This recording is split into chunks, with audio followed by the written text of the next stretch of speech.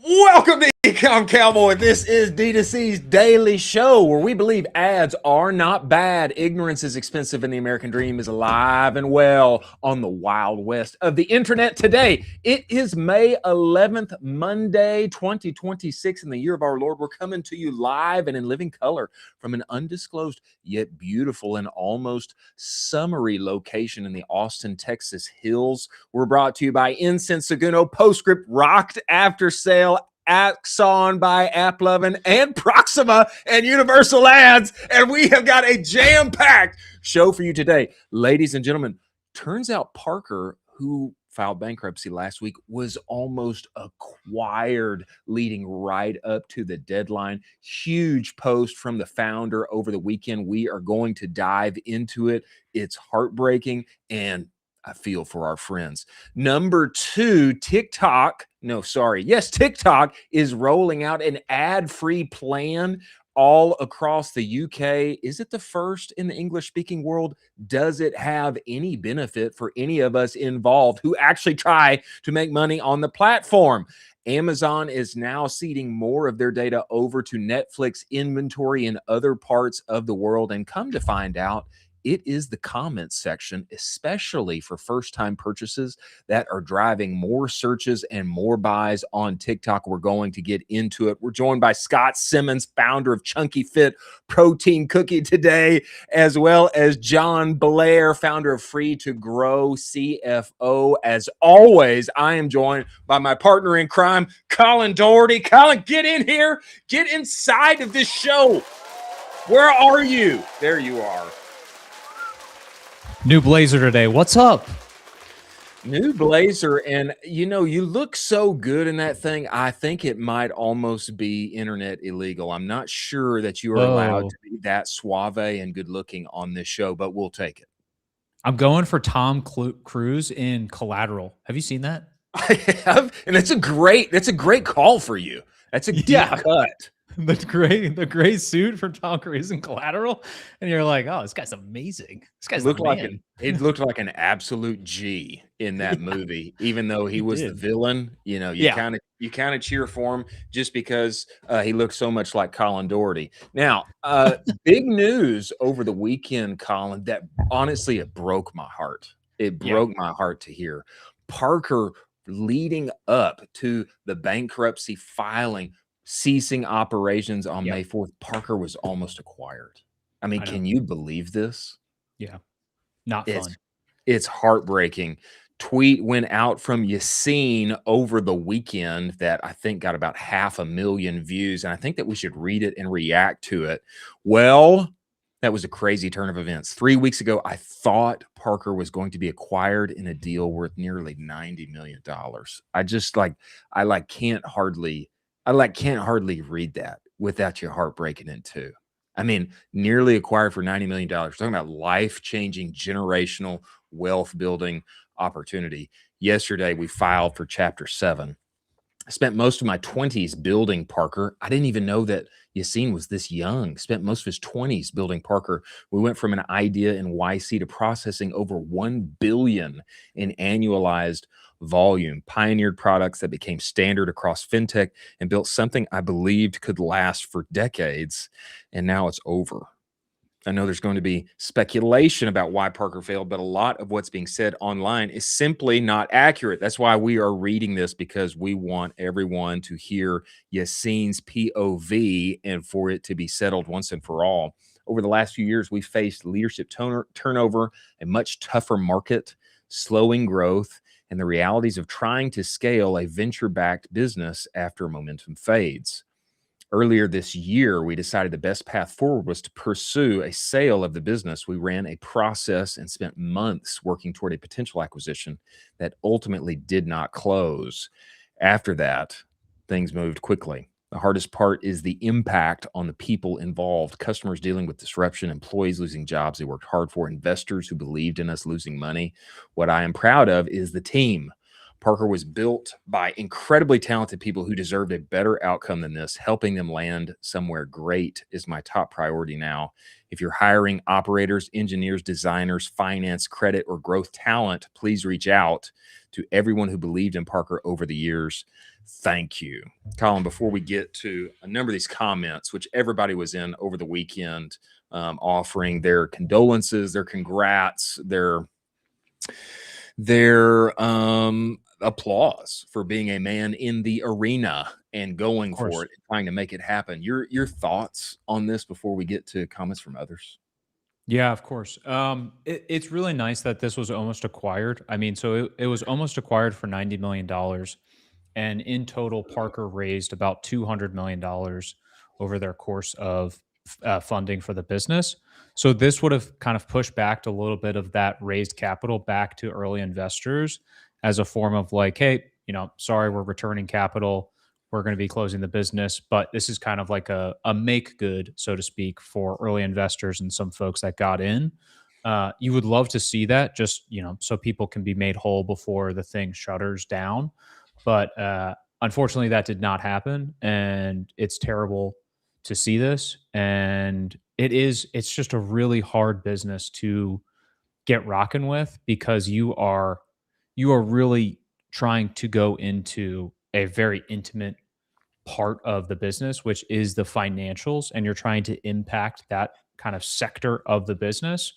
And so it was great for them to go for this. They had a ton of momentum, and surely this isn't going to be the only thing we hear from Yacine and the rest of that Parker team that comes out of this. We're going to see a lot more from that team. I can't imagine this is the last we've seen of Yacine and their entire team. Big swing.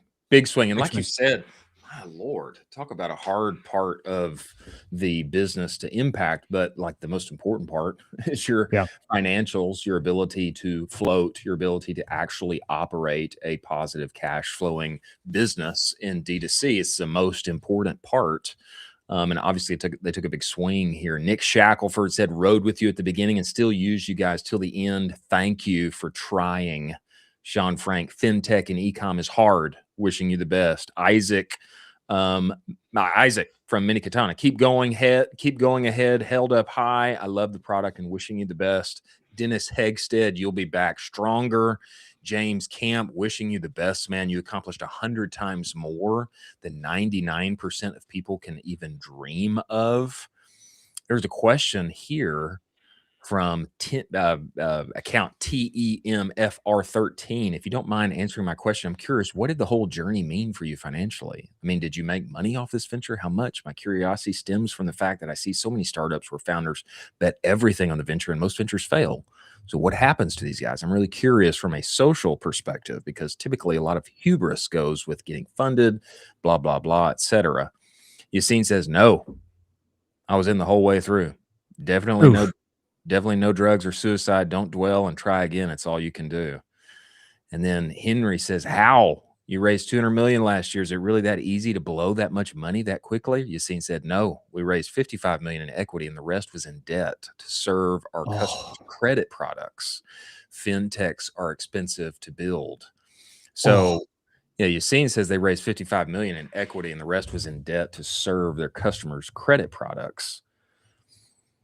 Is that, I mean, that seems, it seems like the acquisition then may have been, that would have flipped it.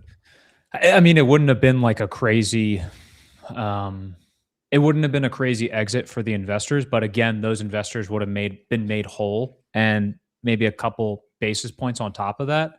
So that would have been great. I didn't realize that the rest was a debt service.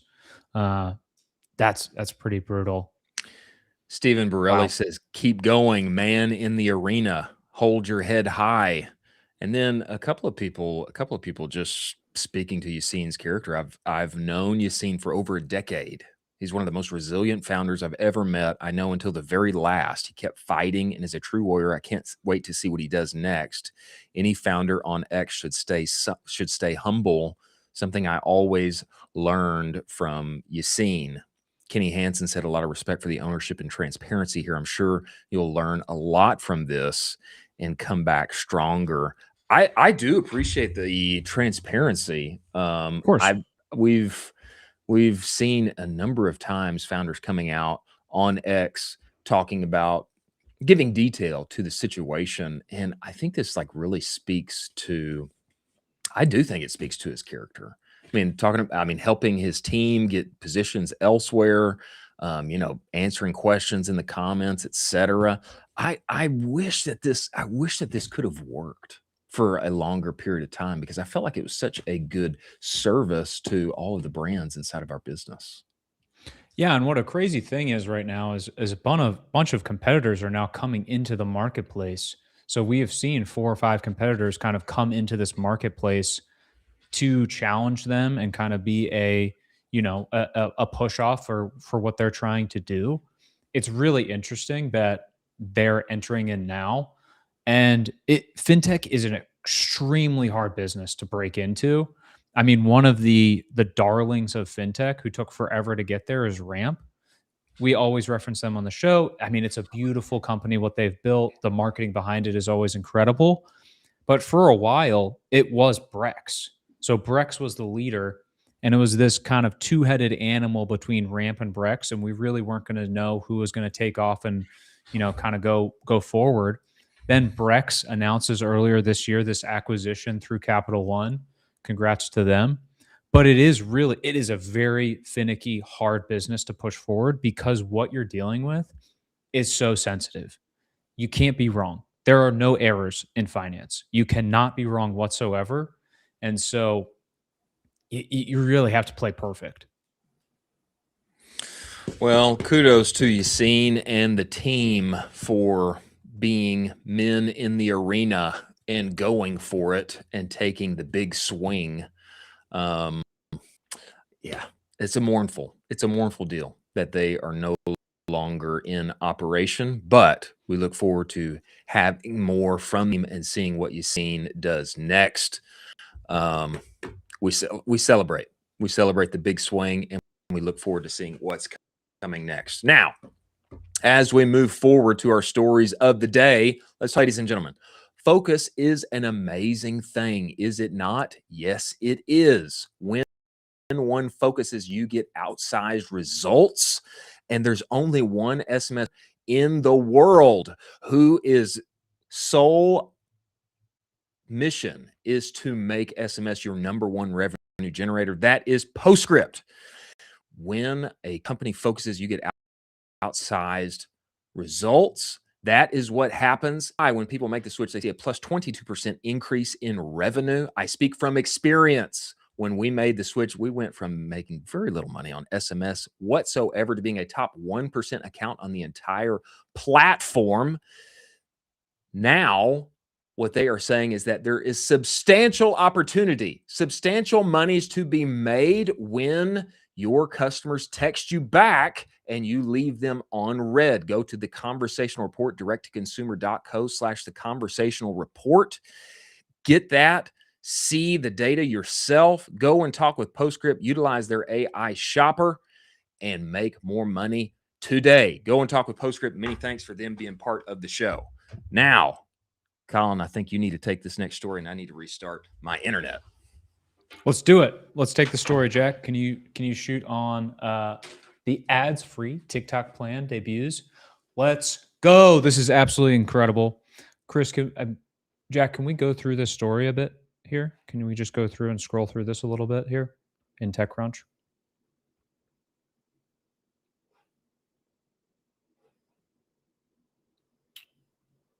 And then can you dive into the article itself?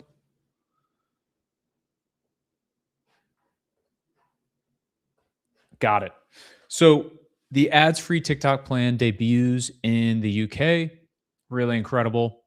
We are hopefully dealing with a new social media renaissance where you can potentially pay for an ad-free tier, which is really interesting. This kind of copies what Netflix is doing right now. There is an ad tier on Netflix, but there's also the free tier on Netflix as well. But as part of that, ad tier, you actually have to pay as part of that. And so this is going to be an interesting rollout. I'm not sure how many social media brands are actually going to copy this. I would love to see if Instagram or Facebook kind of sees how this ad-free subscription is rolling with TikTok and makes a bet to see if folks would actually be willing to spend the money to get an ad-free Instagram? I'm not sure. Unfortunately, this would make it more expensive.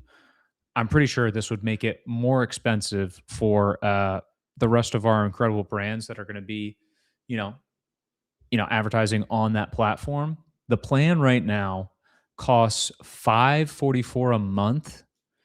I don't know if this is worth it. This is really interesting though, because an ad-free subscription to Netflix is about $15 right now. And this is basically a third of that. So I don't see how this will move forward. Um, I don't know. I mean, it would be really interesting if this is super successful. But there is a flip side to this where all of the CPMs from all of the brands, as a result of having an ad free network, are going to shoot up. A great example of this is YouTube. And so YouTube has already introduced this where you can have a ad free YouTube subscription, and you can basically watch all the YouTube videos you want. As a result of that, the actual CPMs for YouTube bumped up a little bit, but the creators on said platform got more money as a result because they were able to service in front of, ad slots. I don't know how this rolls out or if this is going to be a home run or not. Um, this is going to be a huge swing and a huge gamble. Jack, could we move forward to Amazon data and Netflix inventory? Amazing. So this integration is in tandem with LinkedIn. Tie Up unveiled this week further underscores Amazon ambition to dominate CTV ad buying. So Amazon data will be available on Netflix inventory in the UK May 18th or 16th. 18th. That's absolutely incredible. Amazon has some of the best data in the entire world. And now you're going to be making it available for consumer brands and all of the brands that are pushing CTV on Netflix. This makes CTV a super bullish opportunity in 2026. It makes it really, really interesting to have even more data, consumer data, layered on top of that. Amazon already has some of the best data in the world on consumers because they quite literally are seeing all of the stuff that you're buying. It is incredible if you are actually able to hyper specify which piece you want to be in front of for Netflix. And so you could imagine that, someone who's buying a ton of stuff on F1 on their Amazon account now will be pushed in front of Drive to Survive, or someone who is actually buying a ton of wedding stuff will now be pushed in front of Say Yes to the Dress on Netflix. And so you have a ton of opportunity here to do some really hyper targeted stuff inside of the Netflix ad network that's going to be pushed out to the rest of those shows with an incredible Amazon data backing behind it. So super interesting on that. And I'm excited to see how that will all spill out. I just don't know if I just want to make sure that they are actually driving sizable conversions as well and not just view data. I hope that they're driving sizable conversions and adding to that halo effect for everybody else. So, Jack, let's move to TikTok comments drive first purchases. Why TikTok comment section is driving the majority of first purchases right now. Unbelievable. So, I'm going to be reading a little bit. TikTok Shop is on a sales tear. The social shopping platform health and beauty sales are up 84% year over year, with around 1 in 10 Americans having now made a purchase through the social media shopping platform, according to market research platform Nielsen. Dante Murray, North American Director of TikTok Beauty, Wellness, and Personal Care vertical, has the platform with more than 5 years and told Glossy that Consumer behavior drives its sales successfully and has slowly been evolving. What was true when I started at TikTok, that users are coming to the platform to discover new products, is still true, but I think this behavior is evolving, Murray told Glossy. For example, two of the biggest shifts in the past year include how prospective shoppers are using the app search function. An increase in effective science-backed marketing is to sales conversion. According to Murray, after seeing affiliate content on TikTok, 77% of users search for the same product they just saw to learn more.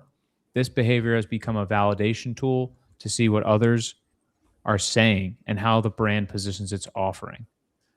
One of the highest predicting factors of first purchase is comments by other users.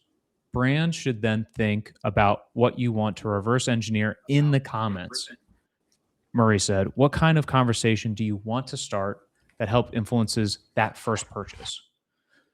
However, a second purchase from the same brand is often driven by tutorials and tips, specifically videos that share insights into why something works, the science behind it, the ingredients with the powder, and why all these things result in overall value.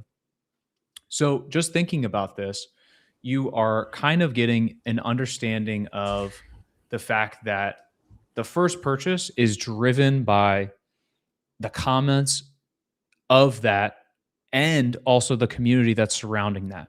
This is going to be a big push to brands that they need to focus on community and actually focusing on driving that community factor inside of the comments section for brands themselves.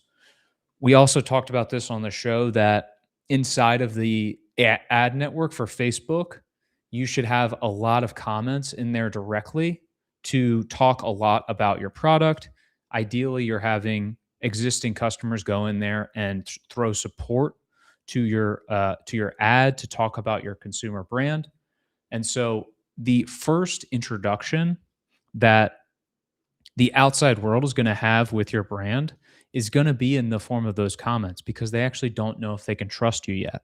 So what they're looking for is social validation, social proof from other users or other people that have consumed your product or consumed your brand to say, yes, this is actually really important. This is how this impacted me. And this is actually how I was able to, leverage this product to grow myself forward. What an interesting thing is that second purchase from the same brand is often driven by tutorials and tips. And so that first purchase is going to be driven by community. That second purchase is actually going to be driven by tutorials and tips. And so specifically the science behind what you actually purchased and why you should keep repurchasing it.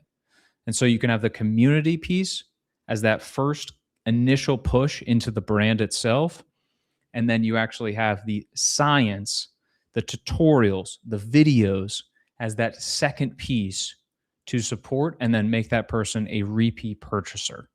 That is a really clear framework for how brands need to think about kind of TikTok, the TikTok comment section, and more importantly, just comment sections in general for social media. And then I'm reading a little bit more here.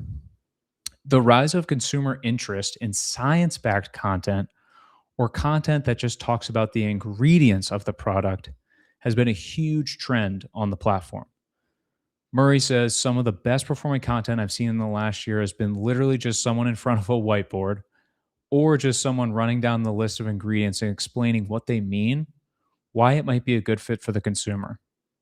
And so you really want this science backing. You want this authority established within the space of this is exactly why this is good for you. This is talking about the benefits and basically laying out that you are the perfect consumer for this product. Great example is going to be Groons.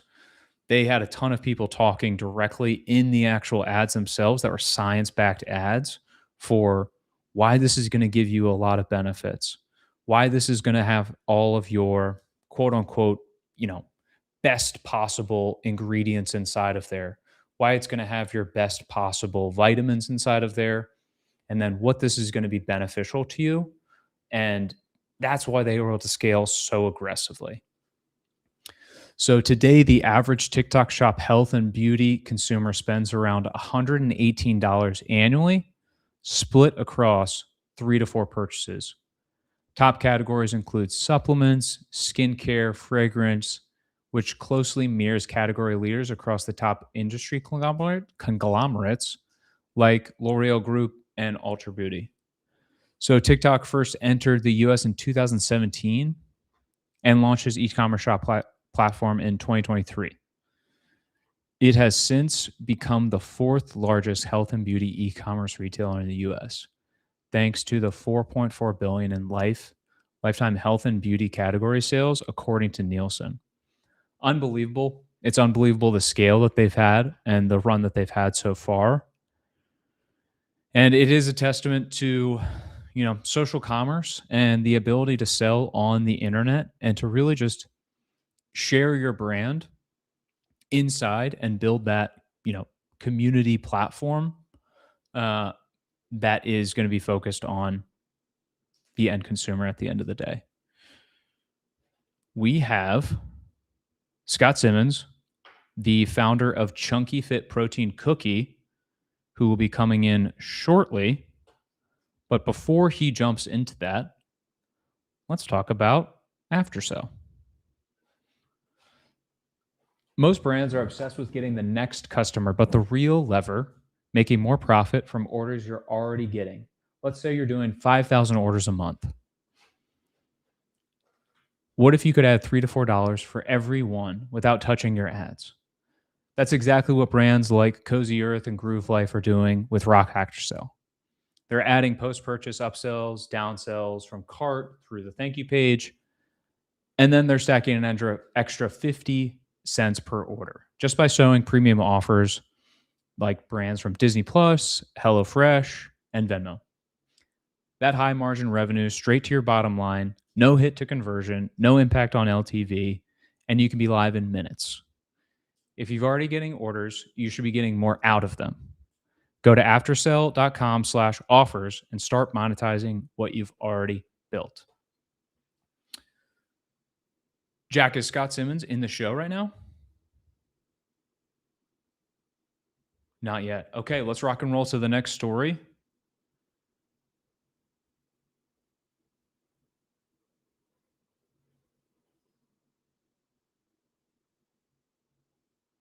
Let's talk about creatine cookies.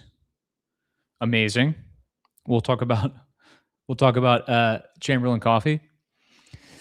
Emma Chamberlain Kitchen is now a cafe.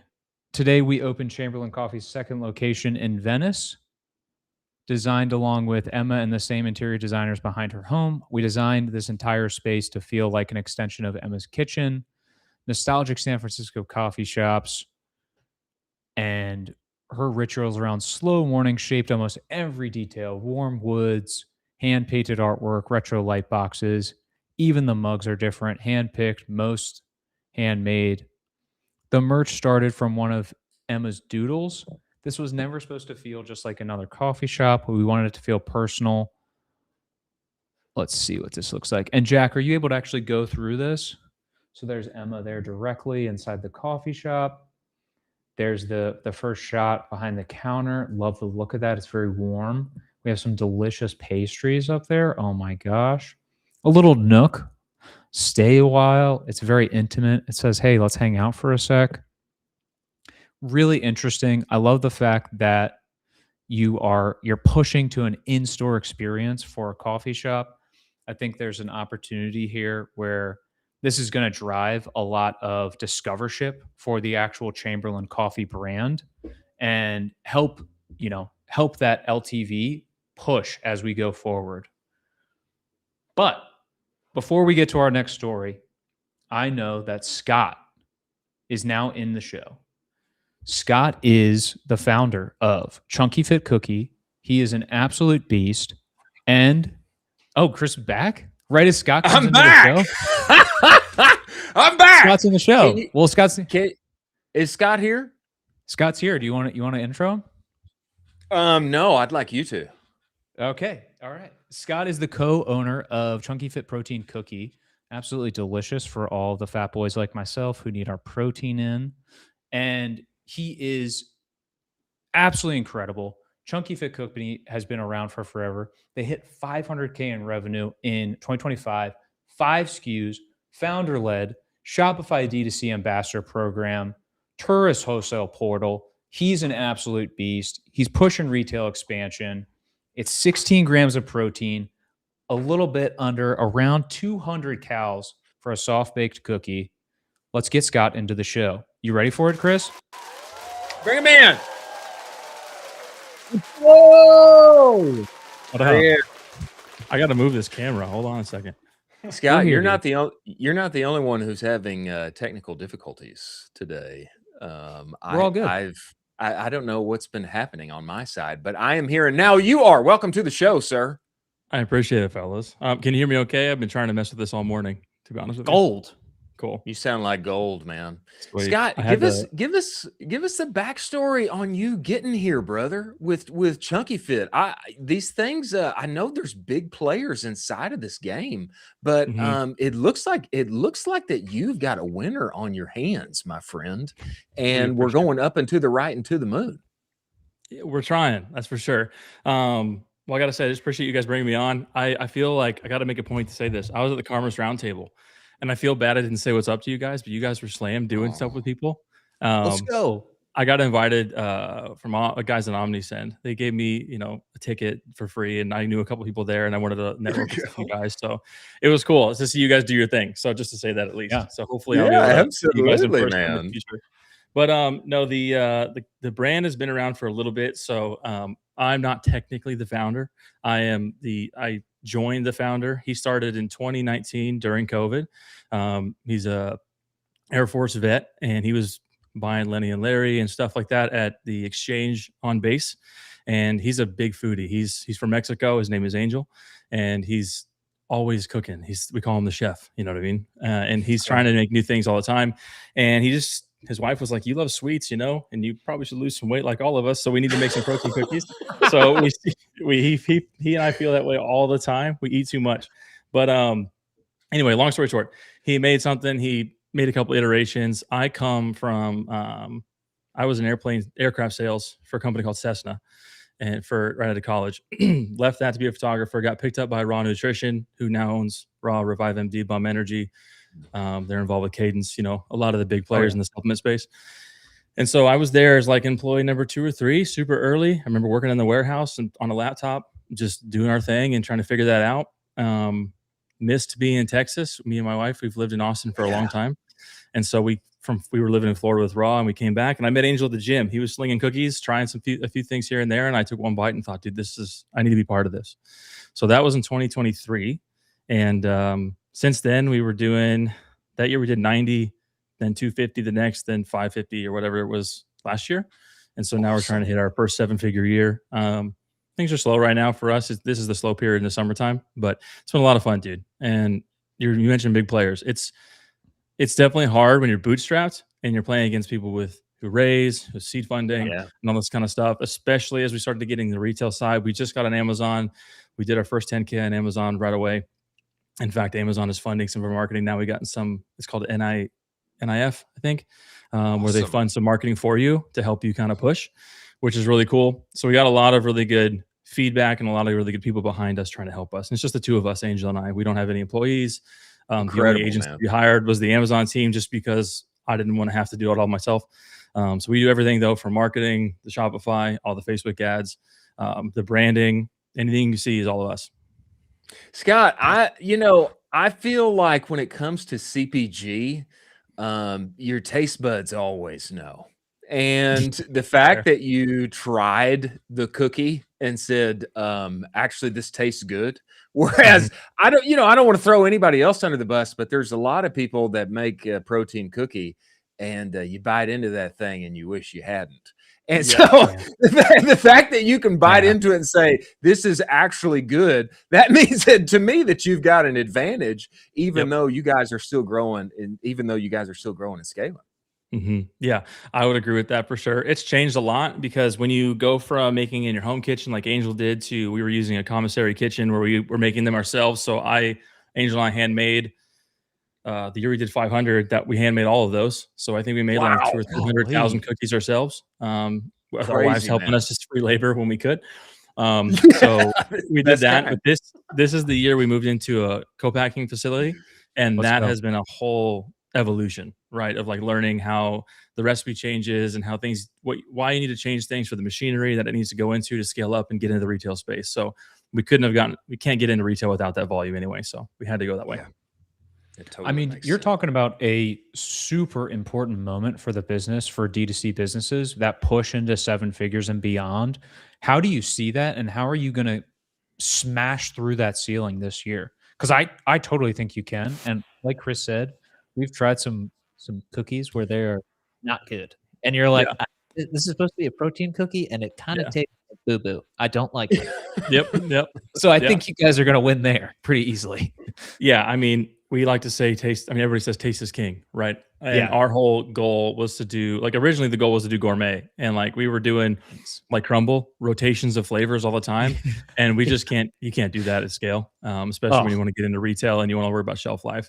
But the goal to get to the 7-figure mark this year was really getting on Amazon. That was a huge proponent of our objective, because we knew a lot of our customers, we were losing some of that conversion to shipping costs. I mean, we're a bootstrap, so we have to be able to cover shipping and whatever. And our product is expensive online. It's $3.99 a cookie, but you buy it in a box of 4 or 10. So it's not a cheap, upfront cost for a first-time customer. So really getting on Amazon really helped a lot of that tailwind a little bit. So I think it'll really push us a lot further. And then just getting better at meta, and then introducing us into different retail categories. So we're actually focusing on C-store first instead of grocery. Love it. We kind of feel like you can capitalize a little more on the higher ticket versus trying to be in grocery. We got to be like $250, $299, $350, whatever. C-store kind of has a wider range, and we just got into the Austin airport, and they're selling them for $6.99, and they're on their 3rd order in 30 days. Seriously? Yeah. So if we can prove good concept with them in the 90-day period, we do like a little trial. We're going to try to expand into DFW, Houston, and go from there. Love it. Love it. I think it's such a natural fit for C-store airports too, because in those contexts, there's a lot of people who would love some kind of healthy-ish snack. They'd love something, Exactly. We've got a C-store right down here. And every time I'm in there, what are my options? It's like pork rinds, and it's the hot dog that's on the roller, And it's like, it looks tasty. Probably going to make my stomach feel like a brick if I go that route. I'd love something that is a sweet treat, but also I can feel good about as I head down the road. I think that's smart. Has anybody else gone this route? And as far as players in your space, is there anybody there that you're competing with, or are you guys getting to kind of own some of those places as being the only option? I mean, without naming names, the biggest in the industry, the 2 major category players, are there always, everywhere. But like in our size, not so much, I would say. There's a lot of protein cookies out there. You mentioned the creatine cookie earlier. I bought that thing to see what it would be like, and we'll see how it turns out. But okay, I think that was a little. I mean, that was a little bit of a, it was a little bit of a nod there. Stiff arm. We'll see how it turns out. The creatine phase is really interesting to me, because all the testing right around creatine gummies and understanding that, and then if you understand the science behind how the heat transfer when you put it into dough, and like creatine is heat stable, but only in only in its powder form, not as much in its liquid form. And when you put it into dough, it has its liquid form come into play a little bit, but it's kind of half and half. So I'll be interested. Anyway, this is a personal thing. We just want to try it. But just to clarify here, Scott, maybe no creatine coming to your cookies anytime soon. Is that? I don't know. Fair? Angel wants to do some crazy things with our product, so maybe. Okay, all right. Who knows? All right. I don't know. We it's like, why put it in there? But anyway, I digress. So the players in our space, there are a few smaller, I would say smaller ones trying to get into that, but a lot of it is D2C, and the hardest part for them is shelf life. And shelf life is a huge player, and people think that that's a bad thing when you make your shelf life longer, but you're not getting in a C-store retail or anything like that if you don't have it.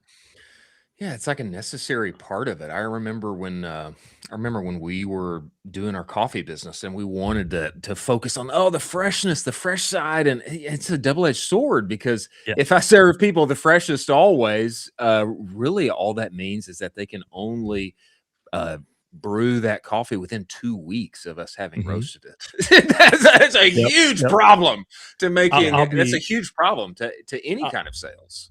Yeah, I'll be fully transparent here. We lost a lot. We had a 14 franchise GNC. She's a really awesome woman, and we lost her twice due to mold from our old recipe. Because our old recipe, when we were making them, had a higher water activity. And I'm sure you guys know this. Water activity is the key for all shelf life. It's not necessarily preservative. You don't have to use preservatives if your water activity is strong. So we're trying to regain her trust. There's another nutrition shop up north in Pennsylvania area. We're trying to regain their trust as well on this new recipe that now has the strong shelf life and has the co-packing knowledge behind it. But yeah, we did lose that. And that's normal. It means you bootstrap things, you learn, and you go through that process. That's a tough one. That's a tough one to take. We'll make it. Scott, how are you thinking about these kind of consumer profiles as you're moving forward with everything? We had some guys on the show Friday who are making an incredible protein ice cream.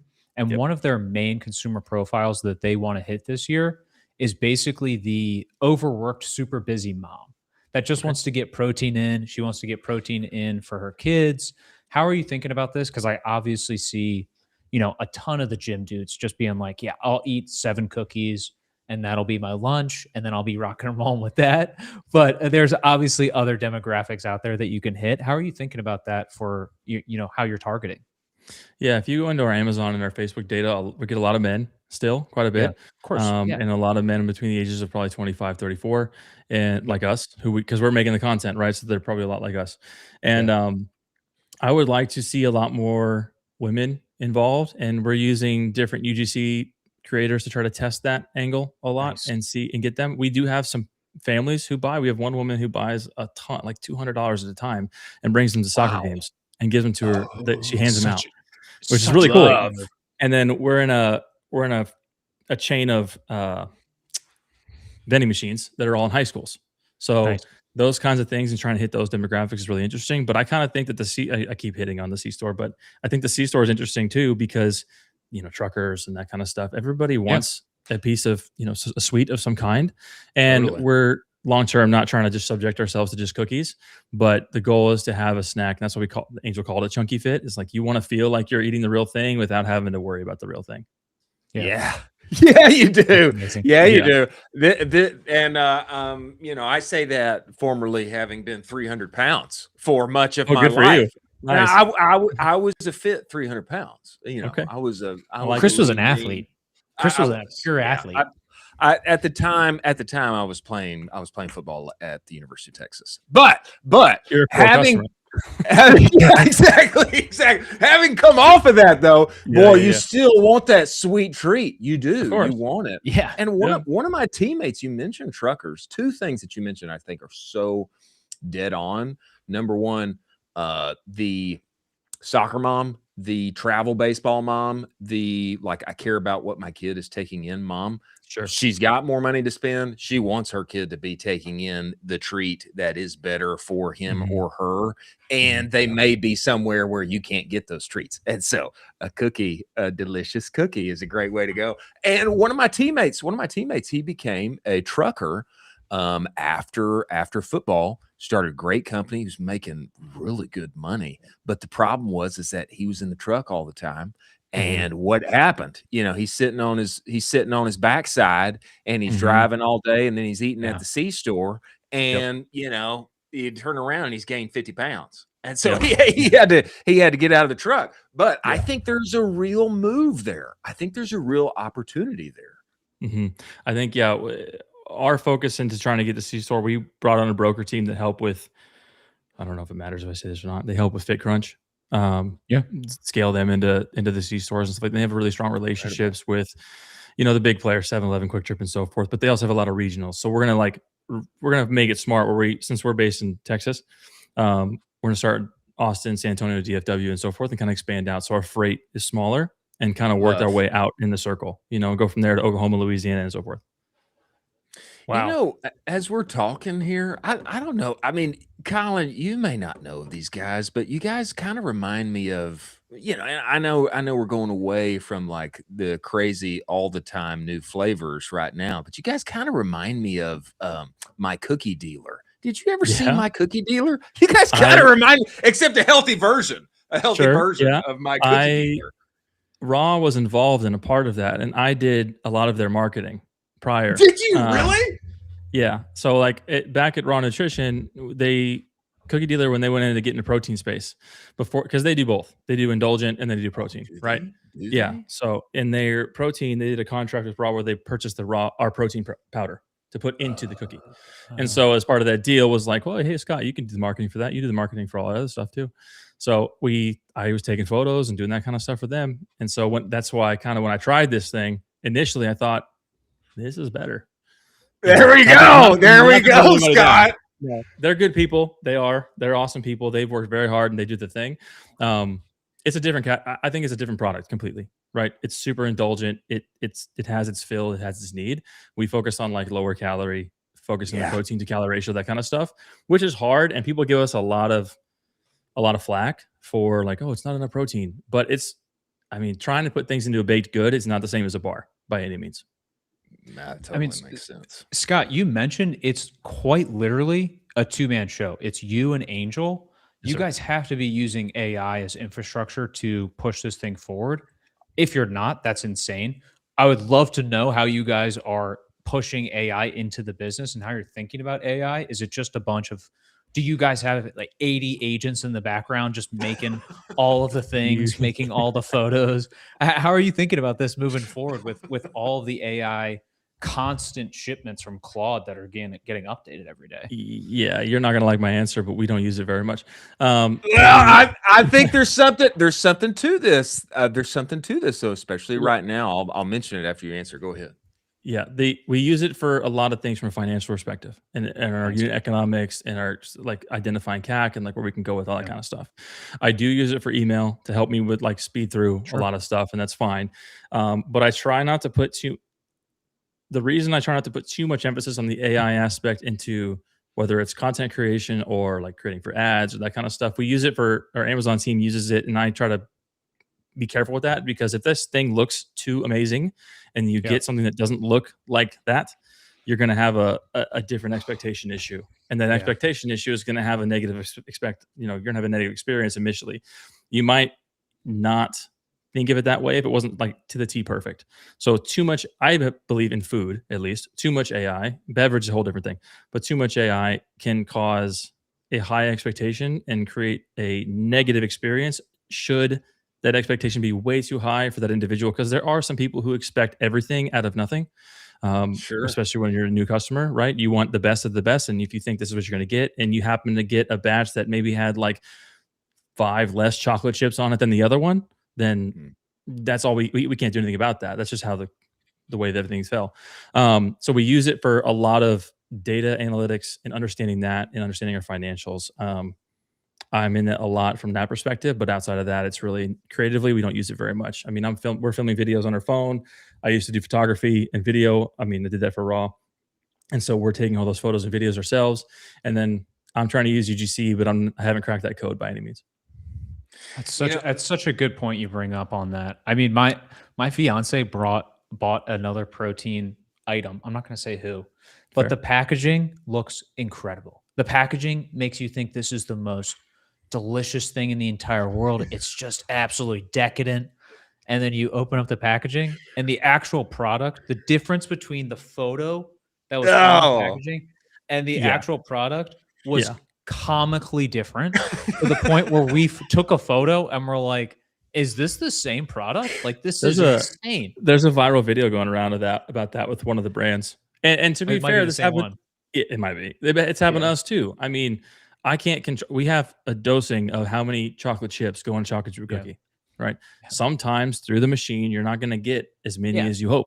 It's just part of it, because then our macros are all screwed up and the nutritional value isn't there. But wow, I find the I find the AI conversation to be so interesting because of the recent data that Ecomm Fuel released, where Udarian is actually saying that the people who have just operated business as usual, they're actually making more money than everybody who's been gung ho on AI.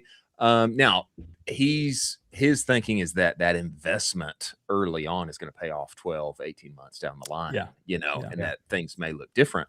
But I find this to be an interesting point about, CBG food and the difference when one opens that thing up and actually takes a bite. It's a real point. It's a real point. We do eat with our eyes. And if I get an expectation on the screen that I don't see in real life, then maybe I've soured on the experience before I've even taken it into my mouth. Yeah. And there's a balance. You got to make the thing look good on the package, right? I mean, it's part of it. But yeah, we use it a lot for, like I said, the unit economics. I mean, we're trying to do a deal with the distribution team right now who can help us get into a lot more gyms and things like that. And so I put in freight and try to understand zones and where I can do that and how much can I change.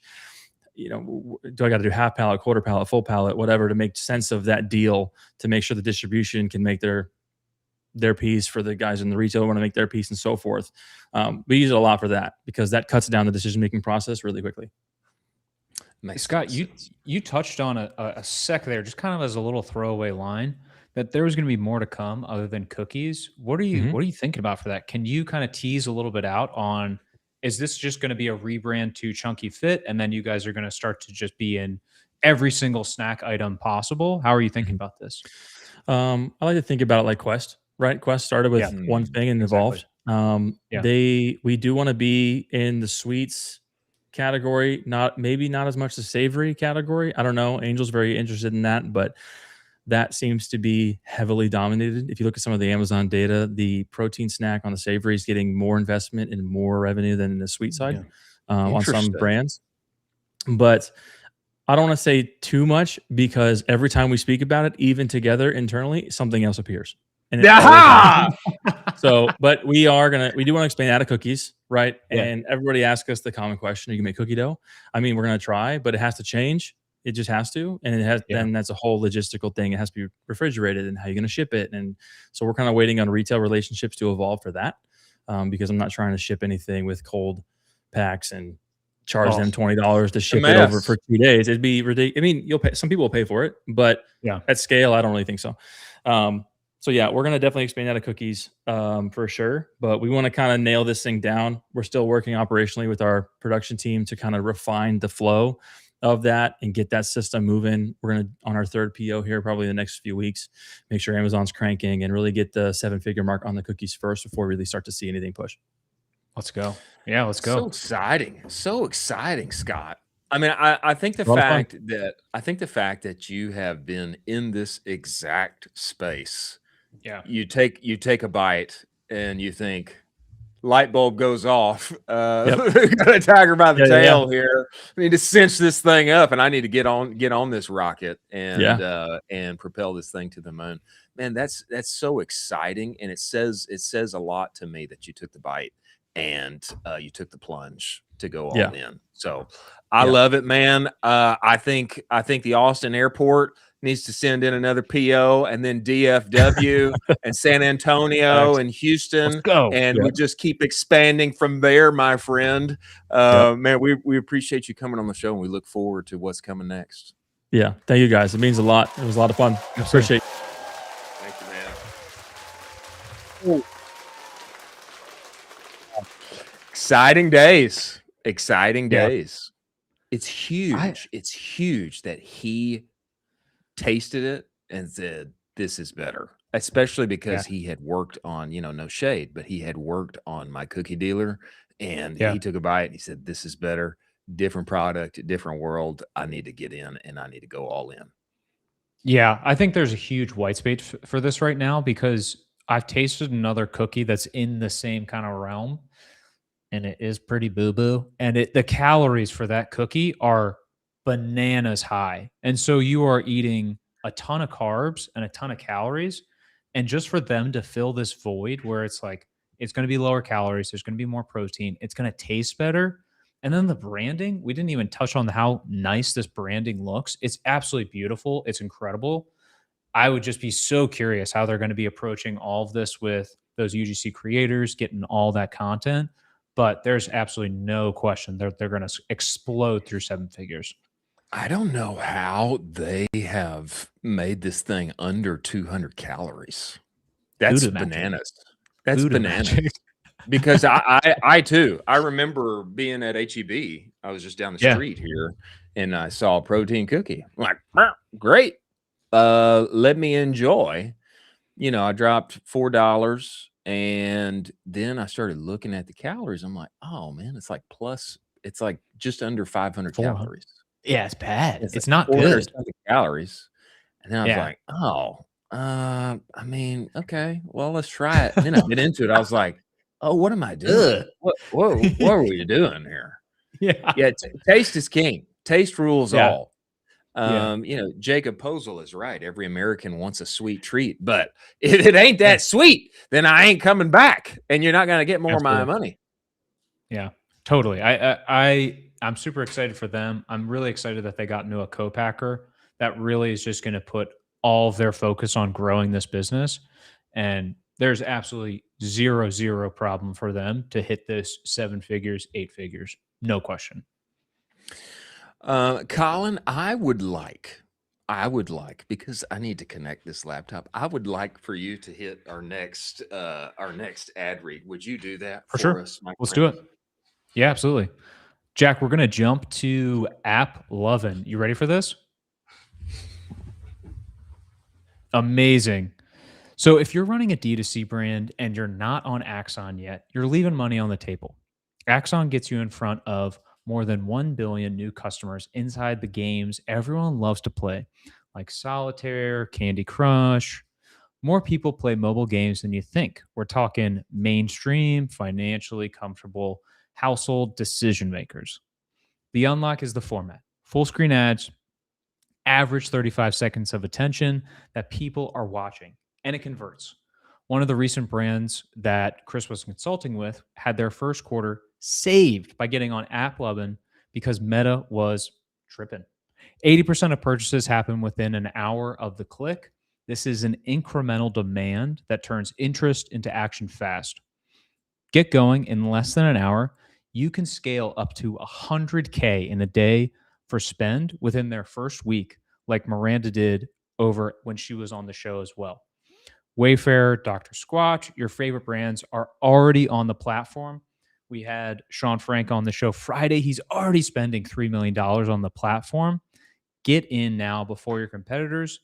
Head to axon.ai/en/Ecomm Cowboy and tell them Ecomm Cowboy sent you. All right, now do I look normal again? We have had had some technical difficulties today, have we not? Chris, doesn't even matter. We're the men in the arena. We just fight it off. Okay, you just keep fighting through. You just fight keep it fighting off. through. Jack says terrible. That's what she's rating it. You know, I don't know what to say, Jack. I don't know if she's going to be mad at me after the show, but you know, don't be mad at me. We're doing our best, and we are back. We are back. Now, where did we never stop? left? We never left. I'll tell you that right now. You never left. You never left. I did. I had to leave. Brief intermission. I had to leave. I had to have a brief intermission. I will say this about Scott. Going back to Scott, like, who doesn't want a brand like this? Don't you want like some kind of like CPG that like has health benefits but tastes awesome and it feels like you're having dessert? Like, who doesn't want that? Same with Frozen One. It reminded me exactly of our conversation with Oren John, where basically the market is split into 2 different products right now. It is your basic standard product. Think Amazon Basics. And then it is the kind of luxury, I'm going to spoil myself a little bit. It's going to be the product with added benefits, adaptogens, ashwagandha, whatever. That's where they fit into. And it's like, all right, I'm going to treat myself a little bit more. It's going to cost a couple bucks more. It's going to be a fun little exploratory thing.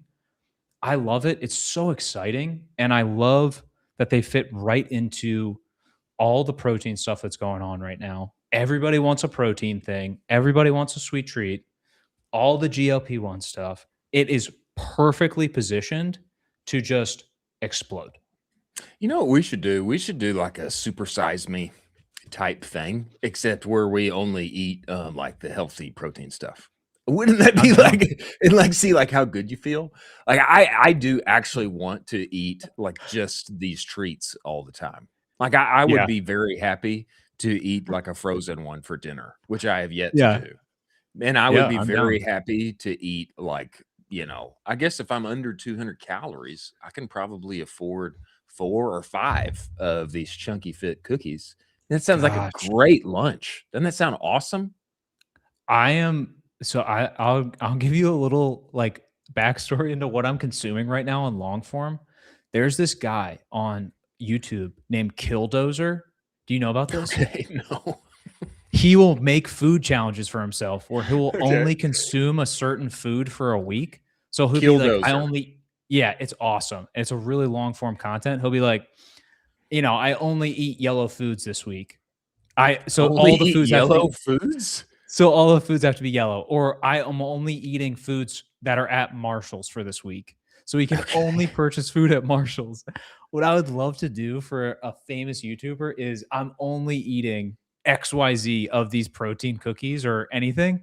And I think it would be a huge home run of a hit. And you can see how aggressively he's been scaling. He just started this maybe a year ago and he is blown up. And he's also super funny. You will appreciate him. He was a D1 lineman as well that lost a ton of weight. You know, must be an incredible guy. Must be. If Must you be a played cool guy. offensive line, must be an incredible guy. Yeah, I see these videos now. They're so funny. Only hardware store food for 7 days. It's a Only nightmare. only kids menu for 7 days. It's awesome. Eating only red 40 for 3 days. Yeah, it's a nightmare, dude. Some days it's like a couple of days in, he'll just be like, I'm gonna be honest, I completely regret doing this challenge. I do not feel good. He'll be like, I actually feel horrible. Please don't do this challenge. How about Yeah. only movie theater food for 5 days? Oh yeah. But look at the views on that. Like he's crushing. He's crushing. He wasn't around a year ago. He wasn't around a year ago? He is scaled so aggressively and he's made friends with other YouTube creators in the space that are now taking this content of like only eat X amount of things for a week. And then they're kind of bestowing it back to him that he made this template. And then those creators are going viral. And so he's kind of really made this really perfect niche for himself. Wow. Yeah, I'm looking at his videos. Yeah, he was here a year ago. He started a year ago. That's what I'm saying. It's unbelievable. Some of the videos are absurd because it'll just be like, I can only eat XYZ thing. And you're like, that is disgusting. Like his Marshalls for a week, you go into Marshalls and he could only eat those foods for a week. Yeah, that's brutal. It's disgusting. That's horrible. Yeah, it sounds like a good time. It sounds like a good time. Sounds like an adventure, Yeah.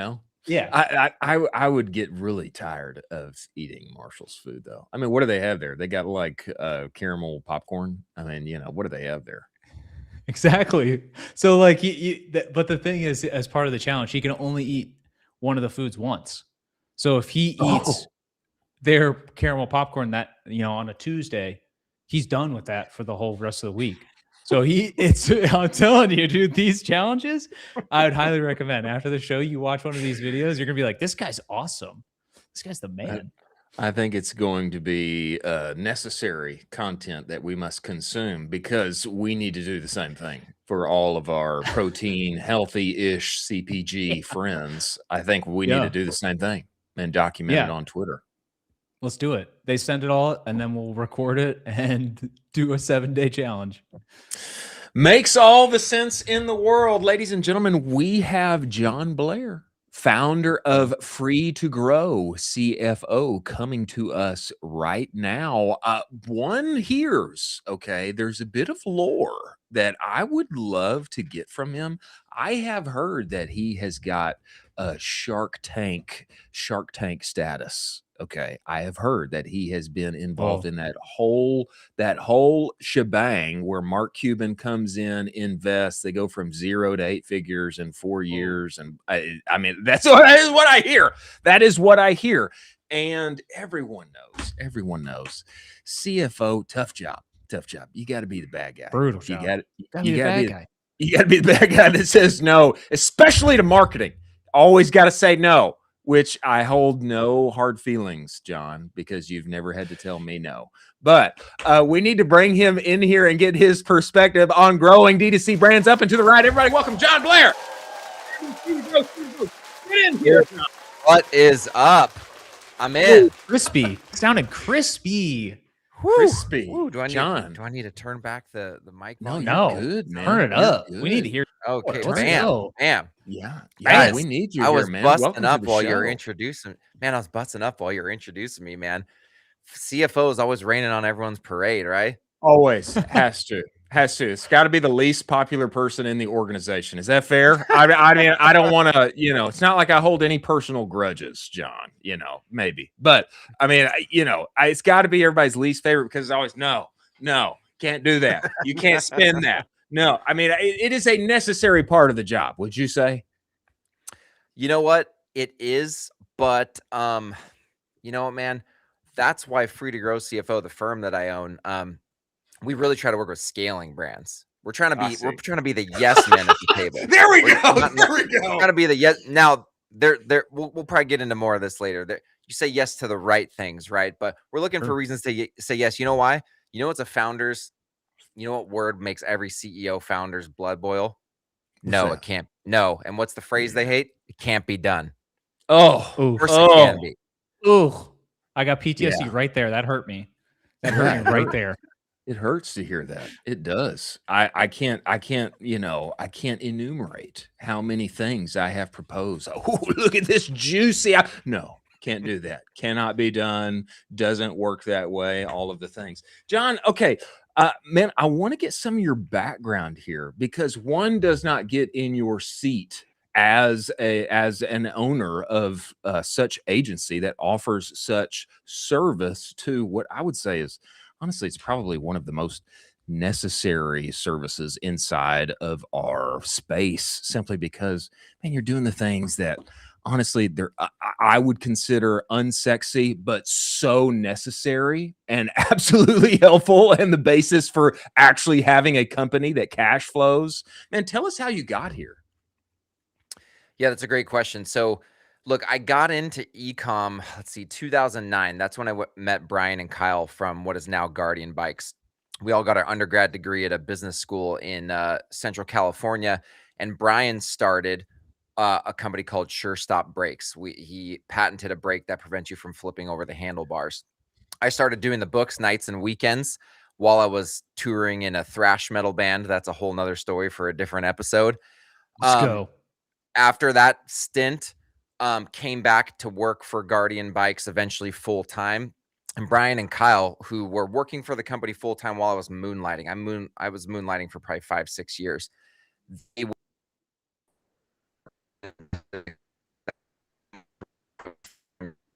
joined full time. We scaled aggressively for the next several years. About 4 years ago, I started realizing, man, I really love that earlier stage of scaling. I was like, how can I do this again and again and again and again? Guardian, which is now a 9-figure brand with hundreds of employees and is crushing it. They were heading on to a different stage, building a factory, insourcing manufacturing and fulfillment. And I was like, I want to work in that early stage again. I want to do it over and over again. And I was like, let's get into consulting. Start a fractional CFO shop where we help 7, 8, and 9-figure D2C brands increase profit and cash flow as they scale. And fast forward to today, we got a team of 25 incredible Ecomm finance operators, and we work with about 50 brands, and it's tons of fun. Incredible. John, I'd love to get your take on this. Rabah from Vermont and Tripoil, he's notorious for saying basically 20% of the marketing moonshots that you go for, the CFO or the head of finance should not understand at all. And they should have no understanding what you're doing. and it should be completely out of left field, and you can't even explain it to them. What would you say to somebody like that that's going to go into a D2C org that's like, hey, just to let you know, 20% of our ideas for marketing are going to be complete moonshots, and it's going to make 0 sense to the CFO? Yeah, look, I actually think that applies to every function in the business. That is actually why I view scaling a brand very similar to playing poker. And when I say that, I mean it's a series of placing bets, right? And Nice. placing risk-adjusted bets. And so the way that Yeah. we think about it at Free to Grow CFO is we look at these streams of, bet and expected return, right? And if, let's say, 20% are moonshots that are either going to turn out to be nothing or they're going to crush it 10x, 20x, 100x, right? That means the other 80% need to be bets that have a more we have more confidence in what the return is. And so where a really good CFO can help is help you decide the segments of placing really bet sizing and assessing the risk of each bet. And so it comes not placing too big of a size of a bet in these moonshots and making sure you have enough certainty from the other 80%. I agree with this so much. John, I'd love to know from your perspective, like at what point of revenue does a brand need a D2C CFO? Like when is it crucial to have in place? Absolutely. So if you're truly digitally native, started at Ecomm, Amazon, and/or Shopify, it's usually at about 10 million in revenue that you need a strategic CFO. Now, if you're a more B2B heavy CPG brand, really smashing into like thousands of doors of physical retail, you might need one closer to like 5 million. There's a lot of complexity as you're expanding into retail, but on the e-com side, it's about 10 million in revenue. So, John, I'm going to ask a very nerdy CFO question. What is the point of forecasting if forecasts are always wrong? I love it, man. So I always say, what's rule number one of forecasting? It's going to be wrong. That's rule number one, right? If that's rule number one, then what's the point? Forecasting is more about an exercise in planning. And specifically, it's about assessing the cause and effect relationship of if we execute on these inputs, here's the expected outputs, right? And so it's less about prediction. In fact, it's very little about prediction. And it's much more about if we do A, B, and C, we expect, Y, W, Z to happen. And so really it's more a game of scenario planning because you go with plan A, expect an outcome. If that breaks down, you've already scenario planned plan B and you already know what you're going to do about it. And in Ecomm, what do we all know about Ecomm? Everything's freaking changing all the time. All the and time. Plan A always breaks. So forecasting is more about running scenarios than anything else. John, I love that. I feel like on the forecasting side, of course, it's always moving target. But I feel like from the marketing piece, it almost feels like having that number to hit at the end of the month, end of the quarter, et cetera. It almost feels like it becomes an exercise of will. So it's like, hey, here's where we need to go. Okay, that means on my side, if we're not tracking there by day 4, we got to do some more campaigns. We've got to launch more ads. We've got to see what offer. Do you find this kind of attitude helpful, or do you see this with the kind of clients that you work with? Is there ever a side to that where it's like, now that we've got that target, now what do we do on our side to make sure that happens? Do you see this on your side with the clients you work with? Absolutely, because if you have some outcome you're driving towards, right? That's like the end output in the sales forecast. You've got to have some sort of drivers, whether that's, new customer, whether that's new customers acquired or it's returning customer sales or it's looking at retention data. You've got to have activity metrics that are building up to that outcome that you're headed for. And so what it can help you do is spot if you're behind on activity, which is the leading indicators or the leading drivers of that forecast outcome that you're going after. So it is helpful to be thoughtful. Again, going back to me talking about like the cause and effect relationship, that's what matters, is that your model, in this case, a sales model, has the right drivers, that there's a cause and effect, that if we push this up, the output should go up, right? And so that really is the essence of what it's all about. And you can start bottoms up with the activity, or you can start top down with the outcome, back solving for what activity is required to get to where you want to be. John, I mean, you've probably seen hundreds, maybe even thousands of brands' financials at this point. Could you give me kind of the top 3 financial mistakes that D2C brands are making that you are Yep. commonly seeing, where you could just grab the founder and shake him and say, "What are you doing? Why do you keep doing this? We need to stop doing this." It's very clear. The first is OpEx of significantly more than 10% of revenue. The modern e-com brand today, it's 10-ish%. Maybe some can get away with close to 15, but 10% or less of OpEx, huge issue out there. The second one is just broken unit economics, scaling unit economics that need to be fixed because they're just scaling a problem instead of scaling unit profitability. And then the third one is all the cash in the business is tied up in excess inventory positions. Those are the 3 time and time again. How do you fix that third one? Yeah. What is your recommendation for Yeah, fixing that third one? That's the unicorn right there. Yeah. Well, okay. You know why it's so hard, in my opinion, is because it truly is a connecting point. Inventory is a connecting point between ops, marketing, and finance. You can't solve that inventory problem in just an ops silo. Marketing has to be involved in demand planning. Finance has to be involved in demand and replenishment planning. Usually when you have too much inventory, it's because some breakdown in demand planning, which marketing oftentimes is like best positioned to do that well, right? And also there's also a disconnect from like, what is the working capital needs of the business, and can it even finance the inventory buys? And so the point I'm making is it takes all 3 functions to get into that problem, but it also takes all 3 functions to get out of that problem. And so if I were to give you kind of like one general solution, it's get a representative from each of those 3 functions, marketing, ops, and finance, all at the same table to make inventory decisions, including how to get out of overstocked inventory positions. Ooh, that's some sauce right there.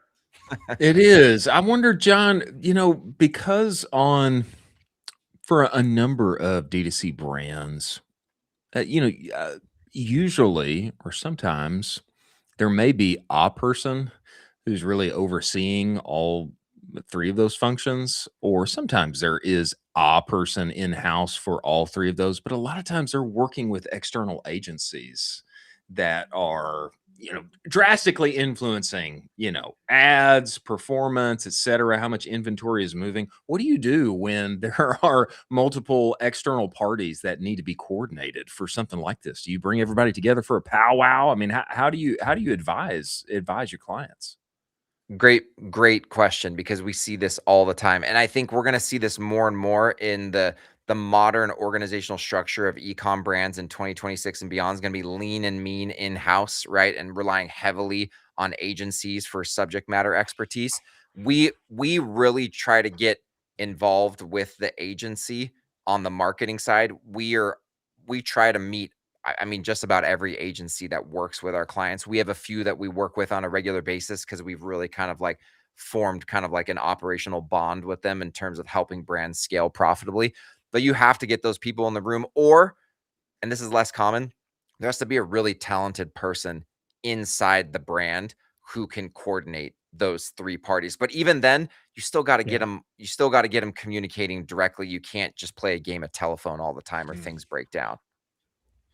John, I'd love your perspective on kind of personnel for some of the best operating finances for a brand. Could you give me kind of the personnel for the profile of what that looks like for the guy who is operating, or gal that is operating, the best type of financials for a brand? Is it a person that came from a PE background, a VC background? Are they coming from consumer? Are they a Chad scaler just going up and to the right? And which of those is kind of the worst, where you're going in and you're like, oh my gosh, I know this guy has this background. So it is going to be, I know I'm going to dive into this QuickBooks and it's going to look like World War II. Like, it's just going to be a nightmare. So do you have those two sure. perspectives? No, good question. And look, we have learned a lot about this with just recruiting and building our team at Free to Grow CFO, right? And we had some assumptions about what good was, and we're somewhat surprised, but in hindsight, like, duh, of course.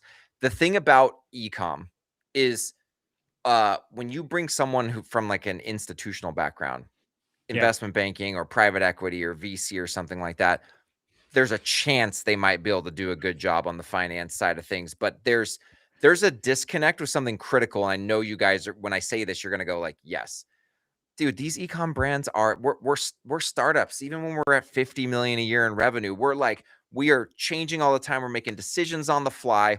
Constantly. And those bigger institutional guys are like, what the hell is this? This is out of control. Like they you know, and like if you've been in ecom, the best is someone who knows CPG, but really has some background in ecom. And the reason is the ad spend as a driver of growth, which is unique to D2C, right? And it's not as simple. Too many of these finance guys from other worlds come in and they're like, man, marketing 25% of revenue, then it went up to 33%. We got to cut ads. And it's like, maybe, but we've seen brands scale from 7 to 8 to 9 figures.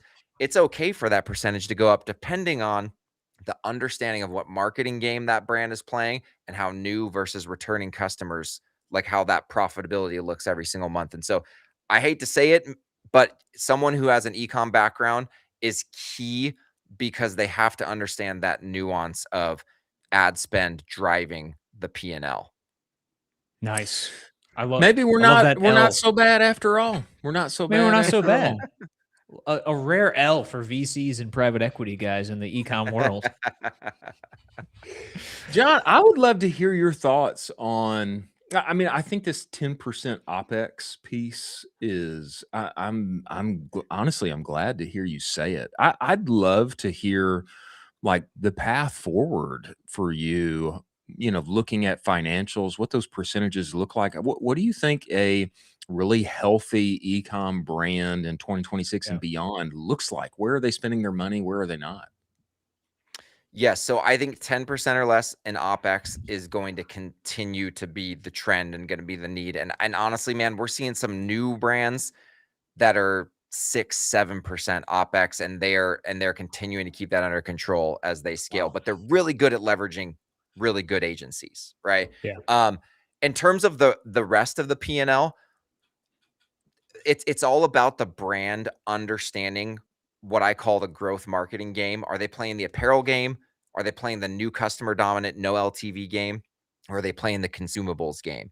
Knowing that is key, because they all have different requirements for CAC management, retention management, when you expand into new sales channels, and when you launch new products. And so I think the brands that are going to crush it in 2026 and beyond are going to stay lean on the OpEx side, and they're going to really understand that game they're playing. And then they're going to use that to reverse engineer, what are our CAC targets? What do we need from returning customers? When do we expand to new sales channels? And when do we launch new products? That's the key. That's the key going forward. I love that. John, boy, He's you got cooked. some game. You got some game in there, John. Cooked right now. He's cooking, baby. Models. Wow. That's it. That's incredible, man. Well, I will say this. John. You know, I always kind of associate accounting, finance. I always kind of associate it with boring, you know. But John, you are not boring. You are not boring. And I think if one was to bring in a D2C CFO into their biz, they need to give John Blair a fair shake, and they need to talk to you. Now, tell me this, John: if people want to find you, they want to work with you, they want to talk with you, get some of your mind share, get your view on what's going on. But where do they go? Where do they find you? Where do they talk to you, man? Yeah, I appreciate that. 2 podcasts: Free to Go CFO podcast, Ecom Scaling Show, LinkedIn, and freetogrowcfo.com. Let's go, John. Excellent, man. John, we appreciate what you're doing. And as things come back, we need to have you back on to talk about those different playbooks. I think that would be great to have. We need to bring you back. We appreciate you joining us. Look forward to having you again, man. Yeah, thank you guys for having me.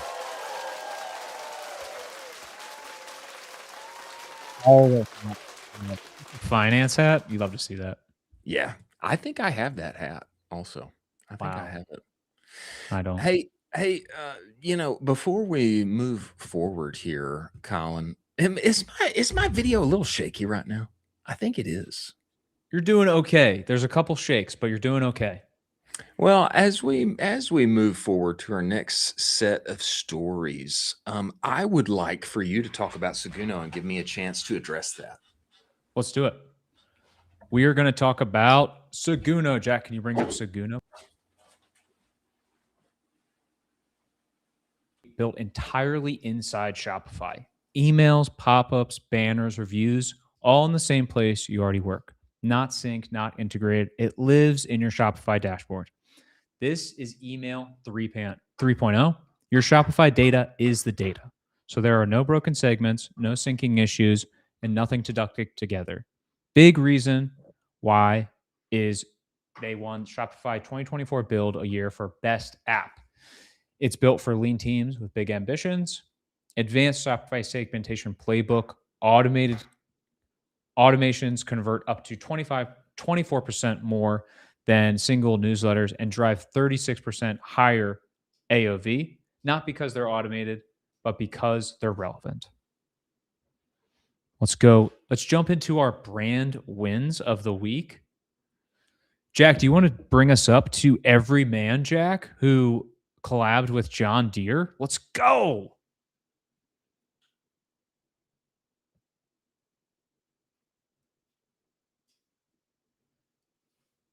We'll jump into this. So Everyman Jack dropped a collab with John Deere, now at Walmart shelves.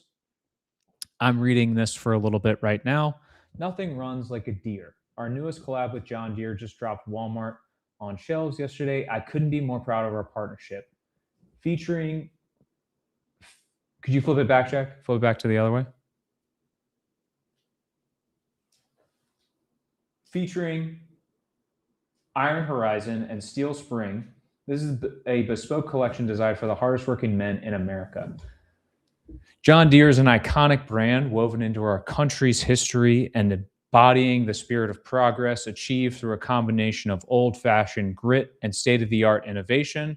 We designed this line to celebrate the men who use their equipment to get the job done. And if you don't have one, but just love the brand, you can also use our products too. Sincere thank you for your trust in us to execute. And you can find them at your local Walmart this month. Absolutely incredible. I love this move from John Deere and Everyman Jack as a collab. When you jump into these, I mean, the branding is absolutely exceptional. It feels like a John Deere product. It feels like I'm kind of right on the edge of that John Deere Home Depot feel with that Everyman Jack collaboration. I love that they're bringing the two and two together. I think this is going to be an absolutely home run collab. Just reading a couple of the comments here now. Fantastic partnership. Well done, Nick. Epic partnership that perfectly encapsulates the work dirty in the work dirty, clean, easy. Two brands that reward men who put in the work. Cool partnership. Congrats to you and the team. Looks great. This is awesome. Well done. This is absolutely incredible. I love the branding here. I love that it still feels like John Deere. I love that it feels good. It feels amazing. This is an absolute home run.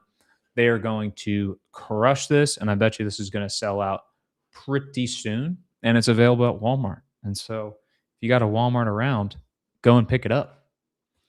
Let's move forward to Olive and June launched a Star Wars The Mandalorian and Grogu yesterday on May the 4th. Absolutely amazing timing on that. When we heard a new Star Wars movie was coming out, we immediately knew we wanted to bring the magic to the world's fingertips via its first of its kind collab. So they are delivering polished gel adult press-ons and kids pressies. Everyone gets a Grogu Manny. We've already had an incredible community response with our highest social engagement launch ever. The 360 approach of this campaign that will roll out over the next several weeks, from a red carpet premiere Manny bar to community events, we're starting a Star Wars nail movement. There's nothing that makes us happier than bringing the joy to the nail world, and especially when it's out of this world. Congrats to the entire Olive and June and Disney teams. It's incredible. Find it at our site, Amazon, in stores at Walmart, CVS. Do we have photos of what this actually looks like?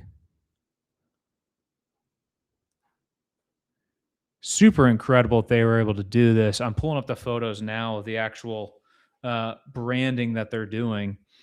Really great collaboration that they were able to pull off. Great timing as well. Very in the zeitgeist, very in the know as Mandalorian and Grogu launch right now.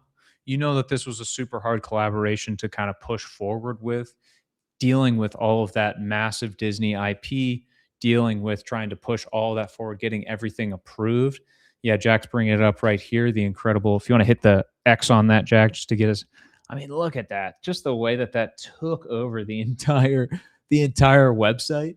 It looks absolutely incredible. I would imagine this is also going to sell out pretty quickly. Look at this unboxing. Oh, that's so fun. And then you get includes in the box. You get your little mini Grogu. You get your little mini kind of Star Wars helmet, and you get your little kind of like gel guy. Could you jump into that summer press on one really quickly? I'm just getting some nail polish for you, Chris, while you're over there. I'm just picking them up for you. And then Jack, could you exit out of here?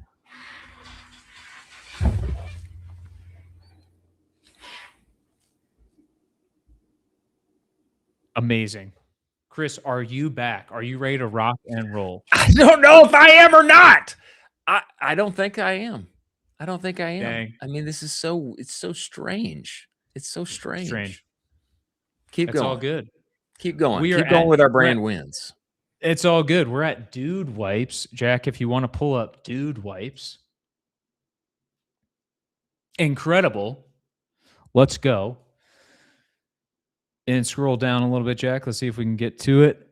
Advertising is back. Excited to announce Dude Wipes are back.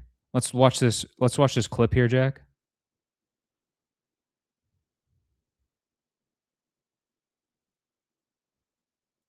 Yep, and then can you bring it up full screen so we can see the full clip?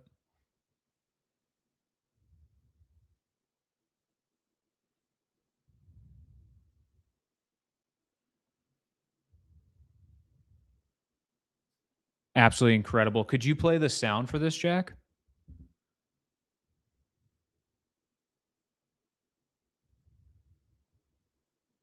And then the sound.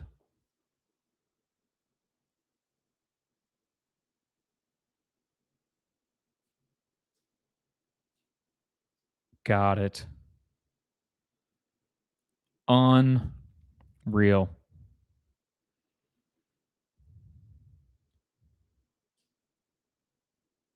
You love to see this. I used to be a part of the Premier Lacrosse League. Dude Wipes just became an official backside partner of the Premier Lacrosse League. I mean, that's unreal. I love this angle that they took where you can become a quote unquote official partner of some type of angle that you're taking here. The official backside partner is very hilarious because it's a brand new category. So dude wipes is basically becoming a category of one in here, and they're the backside quite literally of the jersey.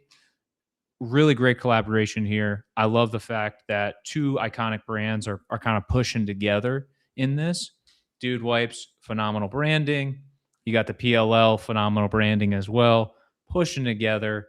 I expect nothing less from the incredible guys over at the PLL, and super excited for them to just keep rocking and rolling with this. Great commercial here, great clip, and absolutely incredible they were able to pull this off. Jack, do you want to jump to Baboon to the Moon? Amazing. Super fun collab we launched with Vita Coco. We love partnering with brands that can match our energy and aren't afraid of color. Would you be able to jump into BevNet? So Baboon to the Moon launched a collab with Vita Coco.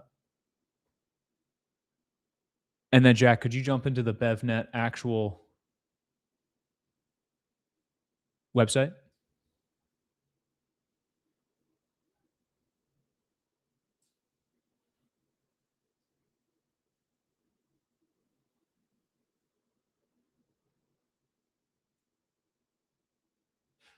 Okay. All good. We're getting 1 sec. So America's leading coconut water brand is teaming up Vita Coco with Baboon to the Moon to launch a limited edition luggage capsule collection inspired by the bold, sun-soaked energy of newest Vita Coco treats. Flavor. Frosted lemonade. Love that. Echoing the appeal of Vita Coco treats, where permissible, indulgent flavors meets functional beverage of coconut water. The Sweet Escape collection pairs personality with purpose for travelers who want to get their gear feeling as well as the getaway itself. Absolutely incredible. This is multiple pieces here. So you have the Go mini bag for $199. You have the Go bag roller small for $299. And then you also have the luggage tag. Love that. $17 on there. Really incredible. Baboon to the Moon has always had amazing energy, amazing vibes.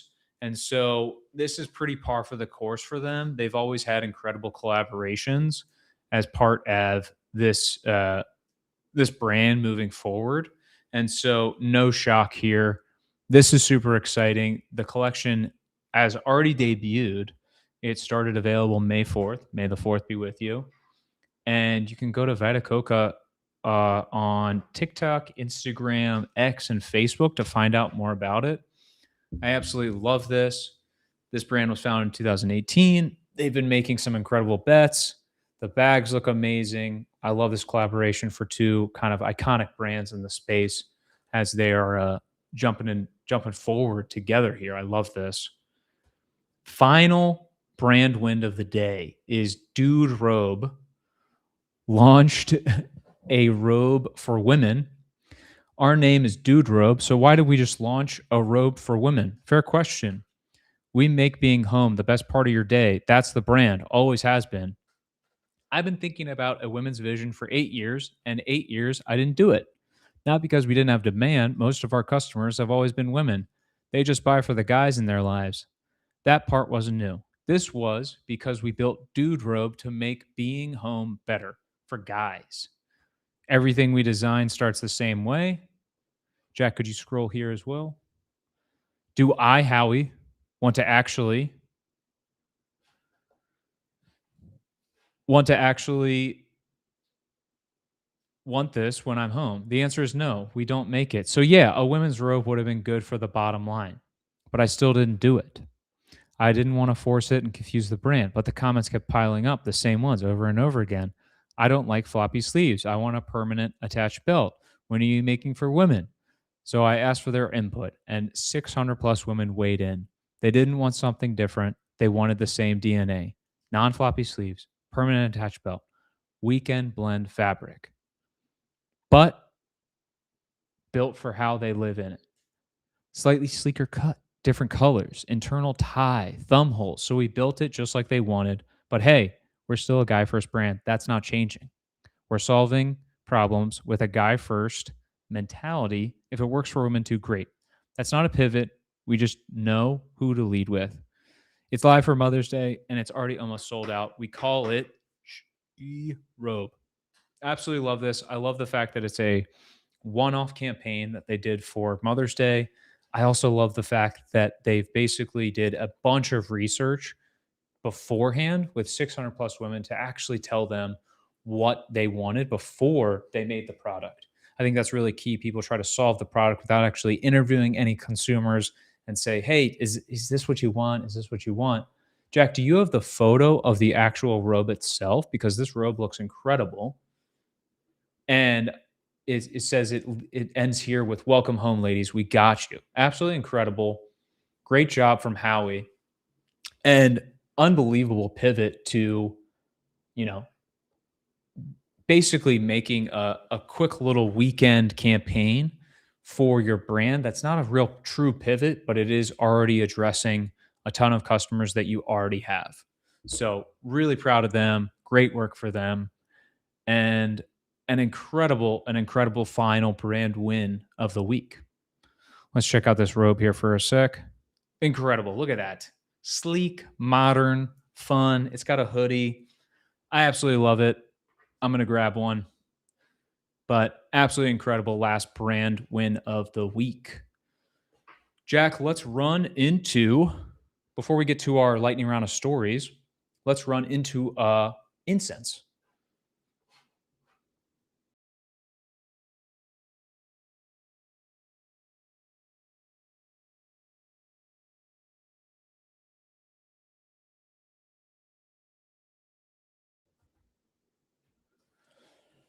Incense.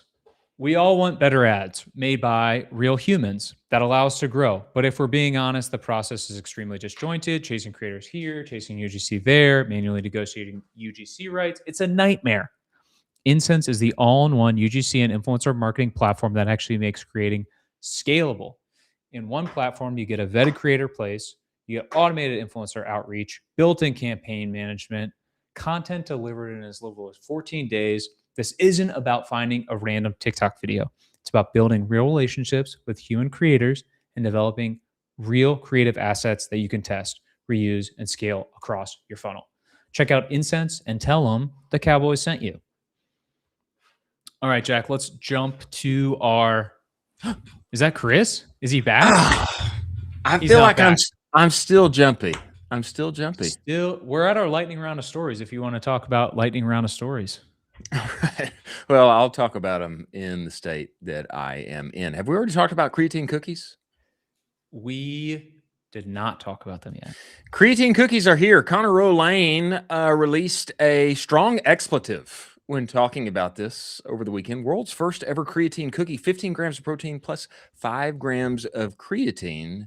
Now, when we did have Scott Simmons on the show earlier, he was... I think we caught like a little bit of hesitancy on his side for putting creatine inside of a cookie. I don't have the details on that, but I will say from the outside looking in, not being a baker that sells cookies upon the interwebs, I think this is an incredible idea.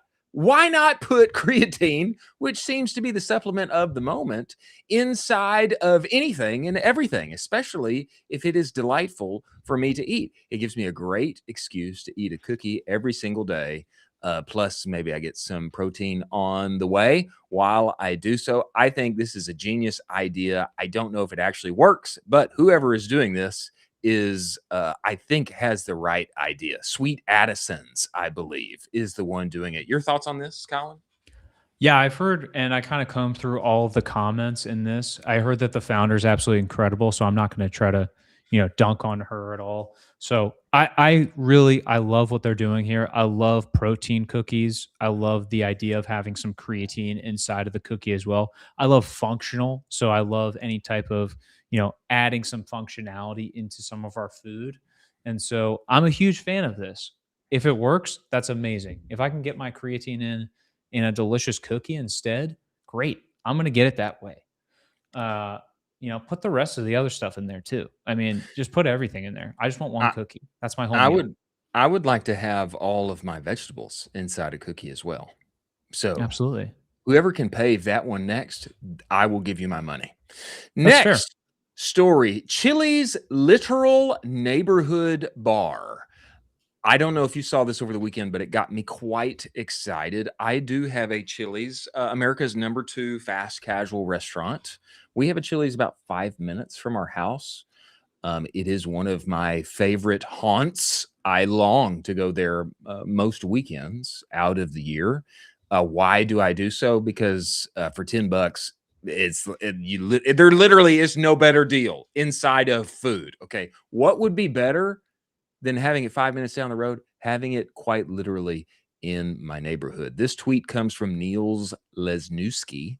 Interesting name. Way to go, Niels. I don't cross post a lot from Instagram here, and I don't post screenshots on X posts on IG, but there's a new Chili's literally in the neighborhood that I thought I'd share. This to me is an incredible idea. They've got an open second floor cafe and bar. I mean, it is quite literally a neighborhood bar. Don't you think that this would go so hard if it were in your neighborhood? Don't you think literally everyone would be there? It would give me so many great excuses to go to Chili's again and not cook dinner at home. I think this is an incredible idea. We need to figure this out for every neighborhood in America. Every neighborhood in America needs to have what you just showed on this show right now. I mean, it's absolutely incredible. If we can get the zoning, we figure out the zoning for this, we get Chili's in every neighborhood in America. And guess what? It's the neighborhood hang spot. It doesn't have to be that serious, folks. You can just hang out with your neighbor, grab some nachos, talk about your lawns, and then come on back. You can walk on back or take a little scooter there. It's amazing. I love this. We need 1,000 of these in every neighborhood. You know where there's no zoning laws is Houston, Texas. Literally no Nice. zoning laws in Houston. Nice. So I think the path to carve this out is in Houston and put them inside the neighborhoods where there is not one nearby. Next tweet. Next tweet is Full Send pouches. Did you know that the Full Send podcast is now making pouches? Makes sense. It makes total sense. They have launched this Full Send pouches, fullsend.com, 6 flavors, 2 non-flavors, 4 milligrams, 8 milligrams, talking about nicotine, made in the USA. You throw that onto any product, it's going to be a help. And I think Jack is pulling it up right now. I think this is an incredible idea.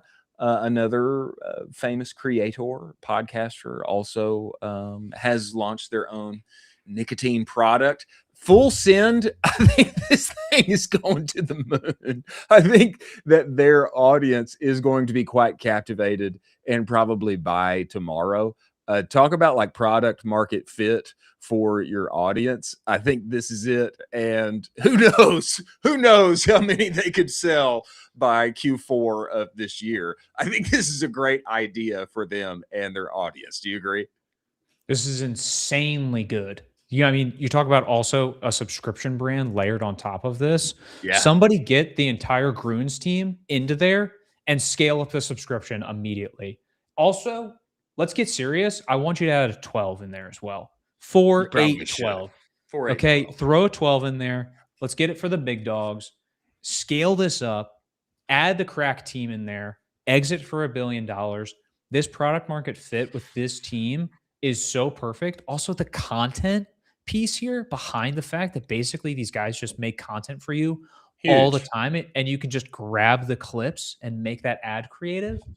Unbelievable. You know, I think that we had Josh Payne on the show of Open Sky Ventures. He's very bullish on pouches. Pouches, not only, helpful carriers of, perhaps somebody's favorite ingredient in the world, electrolytes and other things. Pouches, pouches are quite a favorable form factor, and we will see what else Full Send has to offer. Speaking of X ads, even Bishop Barron is now scaling on X with ads. This comes to us by way of Ben Corkery of the Tallowed Truth. And he says this, Bishop Barron is now scaling with ads, and we can see his ad referenced here, 1.9 million views, 33 retweets, 509 likes. We've heard from many, including CMO of Ridge, that X ads goaded investing more, high return. The Catholic Church is convinced too. I think it's time to get on some X ads. Am I wrong? Hell yeah. I gotta say hell yeah. to this. Talk about some 2 back-to wins for your holiness. We got the Pope rocking Nikes. And then we got Bishop Barron scaling on X ads. I'll tell you this right now. His holiness might be the next scaling secret in e-commerce. You might have to get in with the Pope itself, with the Catholic Church itself, if you want to scale your brand up into the moon in 2026. Talk about some wins for your boys in the cloth. Big wins for the boys in the cloth. That is the case. Go. Absolutely, it is. As we hit our last round of stories, best of the rest, and a little moment of Zen. For that's Z-E-N, not Z-Y-N. Before we get there, let's talk about our new sponsor, Proxima AI. Your buyer data already knows what ad to make next, ladies and gentlemen. You just cannot read it yet. Most brands, you just brief from instinct. This is kind of how marketers roll. I know from experience. They look at what perform, make a guess, and hand it to the creative team. The problem isn't effort, ladies and gentlemen. is that there's no real signal from the actual buyer. That's what you want. Proxima changes that, changes the input, reads your conversions against all of your actual shoppers across 2,000 plus e-commerce brands, and it shows you who's buying what and what they're going to respond to, and where your account has gaps, what creative to make next. Connect to Meta, connect to Shopify. Proxima maps every conversion back to a real buyer segment inside the commerce graph, what they buy across the web, what they respond to, etc. Suddenly, all your gaps are now visible. Buyer segments converting on your account. Instead of just briefing from a blank page, your team gets a feed of creative briefs. Doesn't that sound nice? Yes, it does. Written for specific buyers behind your best performing ads. Every brief grounded in the commerce graph. See who bought, see what to make next. Get your store connected. Get a feed of creative briefs today from your actual buyers, ready to ship in days. First 3 briefs are free every month. Go to Proxima.ai. Get in now. Many thanks for Proxima being part of the show. Now, best of the rest as we finish out this show. Cowboy Space is a thing. They're putting data centers literally inside of the stratosphere, and this branding is incredible. I am, of course, I'm very biased because we have a cowboy themed show. I am indeed wearing a cowboy hat right now, and I kind of wish that we had adopted this branding before they did. I mean, look at this thing. Gorgeous. The spur, Interstellar. Wow. Somehow Interstellar, and not quite the San Antonio Spurs, and totally adequate for what they are aiming to do. I think this branding is incredible. Your thoughts? Absolutely. I'm actually shocked that the San Antonio Spurs didn't get too mad about that top right photo, because that's pretty close to the Spurs logo. I do love this. I think Cowboy Space is absolutely incredible. I love to see this. I want brands to have more fun in 2026, and this is definitely having more fun. Jack, if you want to bring up that top left photo, if you can click on that. I don't know that she can, but it is beautiful nonetheless. It is beautiful. It is beautiful nonetheless. It's a screenshot. That's okay. She It's cannot. a screenshot. It is beautiful. Go to the Twitter account and look at it from Mike Smith 187. Next story, best of the rest to round out the day. IM8 ads. They have 1,500 ads currently live. Bring this up for us, Jack. This tweet comes to us from Adam Taylor L. He says, if you're in Ecomm, you need to pay attention to what IM8 is doing with their creative right now. This will be taught in every guru course over the next 5 years. Now, I'd like us to watch this video. If your stomach feels off, no matter what Jack, you eat.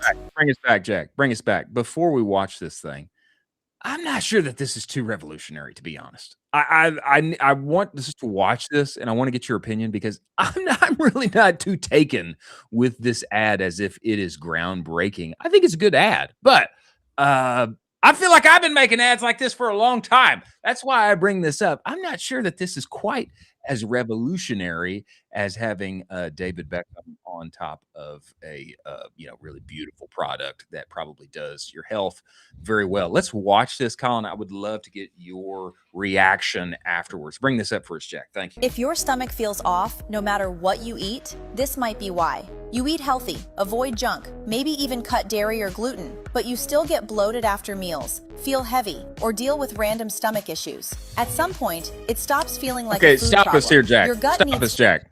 Okay, I mean, so far, are you blown away? Is this truly revolutionary? If your stomach feels It's not revolutionary, but I think this first frame right here is exactly what I was trying to talk about. And also the fact that they have 1,500 plus ads live in the ad account. And so this frame here is a scroll stopper. Like, this is an incredible animated scroll stopper that you're going to be like, wait, hold on one sec. My stomach feels off. And so what they're doing is a ton of A/B testing, probably aggressively on that hook aspect. And then they're kind of compiling these clips a ton in different formats to figure out the best winner. But they're also testing a ton on top of that. So it's 1,500 plus ads are in the ad account. They're not just making one video and saying, okay, here you go. Let's see if this video wins. They're chopping the videos up into multiple clips, 8 different ways, starting with different hooks every single time, animating the hooks to allow for constant iteration to see what messaging is working really well. And then they're launching all of those bad boys. Jack, bring us up to about a minute bring us to where the video line's got a minute left. Bring us in a little bit. I think what they're getting at, a little before this, actually, I think what they're getting at is it's the animatedness of the ad, all of these frames. I think that's what they're getting at. Now, what I would say is I do think this is smart. I do think this is smart. But is it like groundbreaking? I don't know. I think we've been seeing a lot of this. This to me, it feels like it feels like a good endeavor in what we know is already possible with AI, video, etc. And it's a great use of it. It is. I just don't know that it's groundbreaking. I don't know that it's landscape changing. I think it's a good point. I agree, Adam Taylor. I agree. Everybody should pay attention and you should involve these. If you're not doing this yet, you should. You should. But have we not seen this kind of video on the timeline for months now? Yeah, I would say it isn't groundbreaking, but I will bet you 80% of brands that we talk to are not doing these types of animated ads. And that's kind of the big push is you need to be trying different categories. You need to be trying different ad types, ad flavors. This is one of those that we have seen constantly this year that has worked very well. Okay, fair enough. Fair enough. Let's go. Next story, Whoop and Omega not working together intentionally, but some people have made them work together. This tweet comes to us from Nate Lorenzen. He says, my brother figured this out ages ago. Whoop on and Omega. And this tweet comes on the back of somebody saying hey, somebody needs to figure this out, how to put an actual watch that you want to wear on top of a Fitbit of some sort that can track your data. You're wearing two, which I think probably many people have been relegated to. My man here, Nate's brother, figured out how to just take his Omega and strap a Whoop to the backside of it. You like this?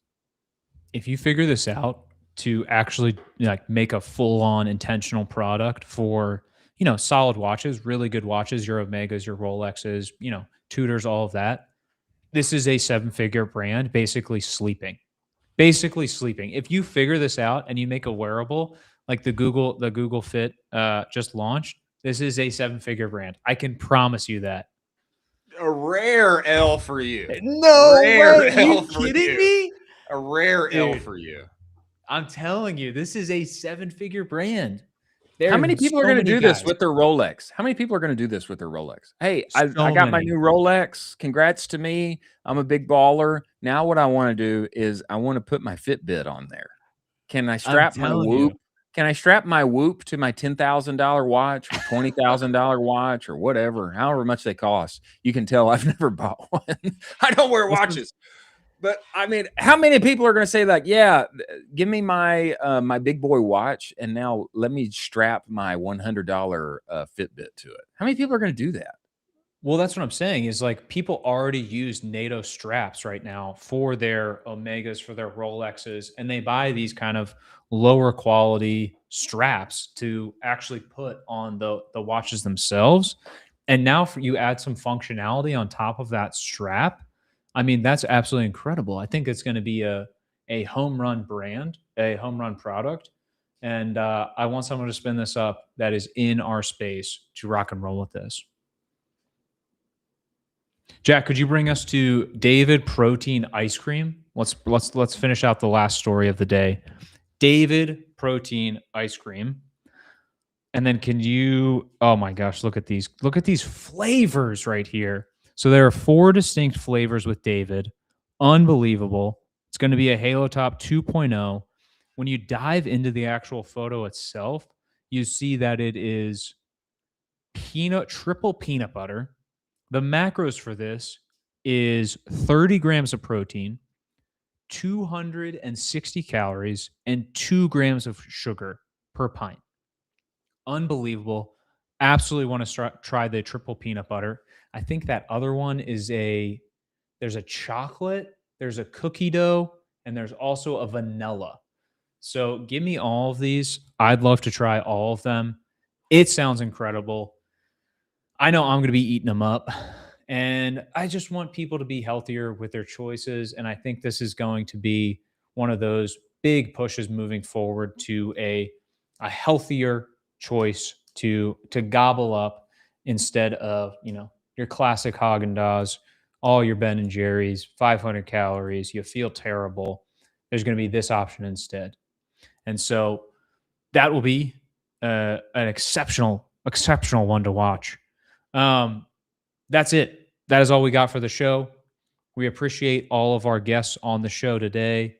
And if you are around, we have some great guests on for the rest of this week. And to have you rock and roll. Chris, any last words? We're signing off right now. Any last words, Chris? We're signing off. Nothing. All right, folks. Thank you again.